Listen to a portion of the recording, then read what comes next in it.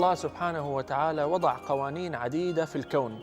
فمثلا يوجد شيء اسمه قانون الجاذبية، يعني هذا القلم إذا مسكته كذا إذا حتركه سيقع. لماذا؟ لأن الله سبحانه وتعالى وضع قانون اسمه قانون الجاذبية، موجود منذ أن خلق آدم إلى أن يشاء الله.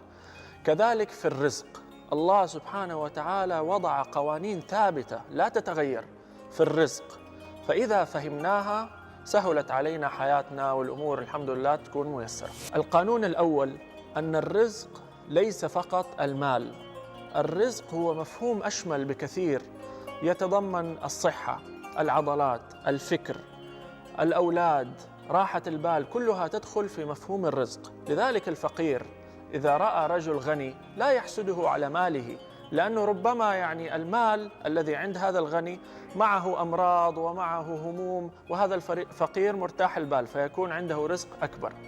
لذلك يروي أحد الكتاب المصريين عن أحد الممثلين في الستينات أو في الخمسينات أنه قبل أن يصبح ممثل ويصبح غني كان فقير وكان يسير فرأى غني فدعا ربه فقال: يا رب 1,000,000 جنيه ولو مع سرطان.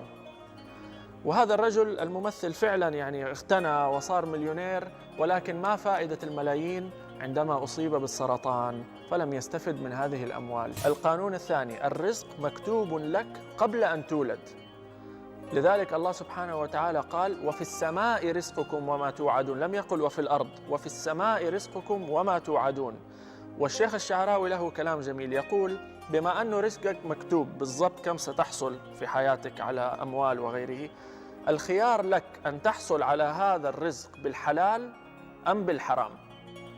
لذلك واحدة من أروع القصص الواقعية اللي حصلت منذ سنين، رجل كان في إحدى الفنادق في مصر وكان مدير للفندق، وتحرج قليلا أن الفنادق تبيع الخمور وكذا، فما كان مرتاح في عمله، فذهب إلى الشيخ الشعراوي رحمة الله عليه فقال له القصة، فقال له الشيخ: اترك عملك. فقال الرجل: طيب أنا عندي عيلة وعندي مسؤوليات. فقال له الشيخ: ومن يتق الله يجعل له مخرجا ويرزقه من حيث لا يحتسب. فرجع الرجل، وهذه قصة حقيقية يا أخواني وسمعتها من الرجل نفسه، فرجع الرجل في المكتب يكتب استقالته، بينما هو يكتب الاستقالة جاء تليفون من المدير الإقليمي للفندق يقول له: نريد ترقيتك لتمسك إدارة الفندق في المدينة المنورة، وهو يكتب الاستقالة.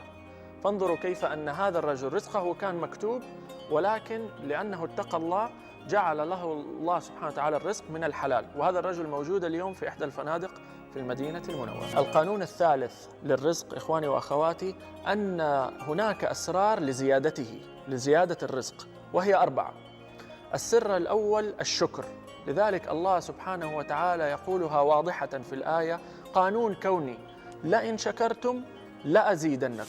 السر الثالث من أسرار زيادة الرزق هي صلة الرحم. لذلك يقول الرسول عليه الصلاة والسلام: من أراد أن يبسط له في رزقه وينسأ له في أثره، يعني الله يطيل من عمره، فليصل رحمه.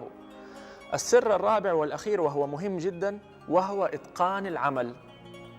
الرسول عليه الصلاة والسلام يقول: إن الله يحب إذا عمل أحدكم عملا أن يتقنه. إذن الإتقان واحد من أسرار زيادة الرزق والتوفيق في الحياة والنجاح. أحب أن أوضح إخواني وأخواتي أن رسالة اليوم ليست ضد جمع الأموال، بالعكس، المسلم القوي خير من المسلم الضعيف، والمال من أهم أسباب القوة في هذا العصر.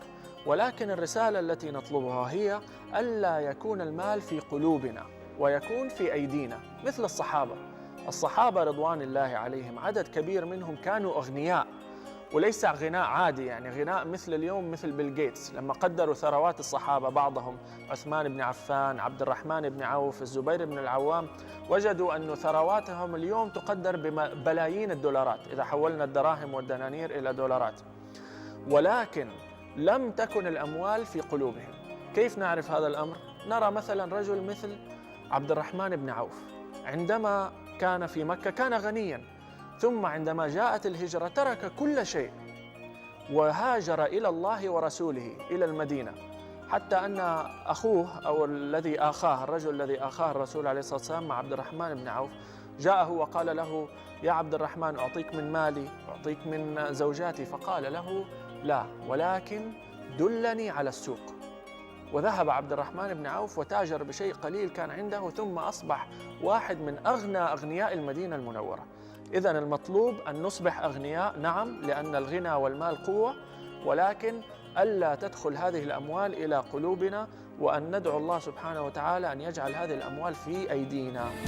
أنا عندي تجربة سويتها من 10 سنين تقريبا. رحت مكان منتجع 12 يوم ما تاكل ولا شيء، بس يدوك في الصباح عصير وفي المغرب عصير فقط لا غير. طبعا هذه إيش واحدة من أهدافها؟ أنه جسمك يرجع لإحساسه الطبيعي حق الأكل، وهذا فعلا اللي صار. بعد 12 يوم أول مرة آكل، الخس صار له طعم. مجرد تفاحة، بس تاكل تفاحة تجد أنك مستطعمها، تجد أنك مستمتع فيها. ليه؟ لأنه صار في ريست، سويت لجسمك عملية ريست، وبالتالي لما رجعت تاكل الأكل الطبيعي صرت تستمتع فيه. واحدة من ضمن الأمور اللي واجهتها في حياتي عبر يعني السنين الماضية، واللي متابعني في انستغرام يعرف أنه أنا عديت بمرحلة كده لها مسميات كتير: أزمة منتصف العمر، The Dark Night of the Soul، الليلة المظلمة للنفس. المهم كانت فترة شوية يعني صعبة. من ضمن الأمور اللي سويتها شخصيا علشان أخرج فيها من هذه الأزمة كان أني أسوي أشياء جديدة أول مرة أسويها في حياتي. الإنسان بطبيعته بيفضل في دائرة الراحة حقته، الأشياء اللي متعود عليها سنين، ولكن كيف ممكن توسع هذه الدائرة؟ بأنك تجرب مهارات جديدة. ولكن في مراحل في موضوع التجربة دي. أول مرحلة الخوف، تبدأ شيء جديد ما أنت عارفه، أنت خايف، ما في ثقة في النفس، خايف من كلام الناس. بعدين تنتقل إلى مرحلة التعلم، تجيب مدرب، تدخل على اليوتيوب، تتعلم وتكتسب هذه المهارة.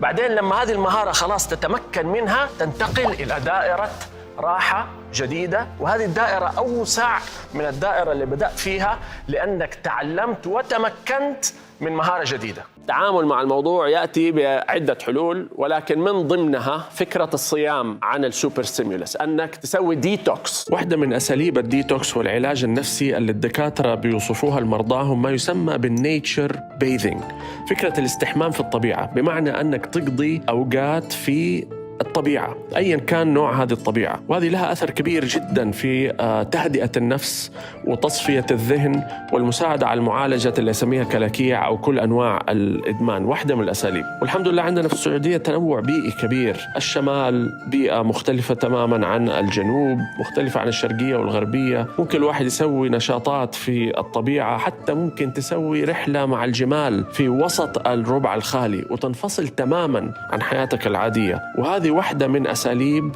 العلاج النفسي. مهم جدا عمل عملية الديتوكس عشان جسمك يرجع ينجذب. جرب، وأنا جربتها. أنا جربت انقطاع عن السوشيال ميديا أسابيع وأشهر، وواحدة من أفضل الأوقات اللي أنجزت فيها في حياتي وحسيت فيها براحة داخلية وسلام داخلي هي المرات اللي أبعدت السوشيال ميديا عن حياتي. وأنا زيكم ترى، يعني موضوع الإدمان أنا أول ما خلص تصوير ده حتلاقيني طلعت الجوال، لا تحسبوا بتكلم إنه أنا يعني زيكم. حطلع أول شيء حطلع أبغى أشوف النوتيفيكيشنز بعد ما نخلص. الابتعاد عنها عملية ديتوكس. حتلاحظوا أنه لو الواحد جربها تركيبتك النفسية صارت كده ريلاكس. أنت agitated يعني agitated you are agitated كده على الإدج، ما أنت حاسس إنك مرتاح، تبغى كل ثانية شيء يثيرك. كيف التعامل مع الموضوع بقى؟ 3 خطوات سريعة.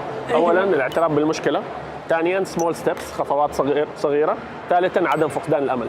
عشان تعالج نفسك لازم تبعد عن هذه المؤثرات وتطلع هذه الآلام تواجهها مع دكتور نفسي، تواجهها مع معلم، تواجهها مع نفسك لوحدك. كل واحد عنده طريقته، ولكن تواجهها وتتعامل معاها وتصل إلى سلام معاها. عدم اليأس، إنه أي عادة أنت عندك سيئة قاعدة تضرك، في يوم من الأيام إذا أصريت وإذا علمت نفسك وإذا كلمت المختصين وإذا يعني كملت هذا بالدعاء وباللجوء إلى الله، كل الأمور، الأخذ بالأسباب والتوكل، في يوم من الأيام ربنا إن شاء الله سيحررك من أسر هذه العادة. أنا كنت أحس نفسي مأسور زي المسجون، يعني كأني أسير لهذه العادة، أبغى أنفك عنها وماني قادر.